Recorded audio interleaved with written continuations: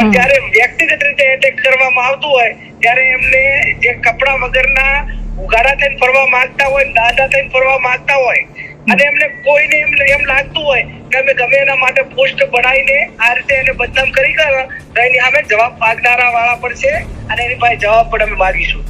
જે માણસ ગમે એના માટે ગમે એ કક્ષાનું બોલતો હોય અને બીજે દિવસે ભારતીય જનતા પાર્ટીનો કેસ પહેરે એટલે ગંગા જલે નાયેલો માને છે. એમને એમના માટે સત્તા સિવાયની અને દેશને ખતમ કરવા માટેની કોઈ બીજી વિચારધારા કે એમનો કોઈ ક્રાઇટેરિયા જ નથી. કોઈ મતદારોને જેને મત આપ્યો હોય ને જે પદ ઉપર બેહાડ્યા હોય અને પૈસા લઈને વેચાણા હોય એને ગદ્દાર કહેવાય. અને ગદ્દારી માટેનો શબ્દ એ કોના માટે લાગુ પડે એ પહેલા પોસ્ટ મૂકવા વાળાને વિચાર કરવો પડે.